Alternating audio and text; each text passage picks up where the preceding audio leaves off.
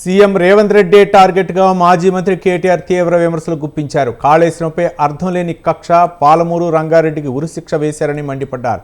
కృష్ణాలో తెలంగాణ నీటి వాటా గురించి పాలమూరు బిడ్డ ఎందుకు నోరు మెదపటం లేదని ప్రశ్నించారు. పోతిరెడ్డిపాటు ద్వారా వందల టీఎంసీలు ఎత్తుకెళ్లిన రేవంత్ ప్రభుత్వానికి పట్టడం లేదా అని కేటీఆర్ ప్రశ్నించారు.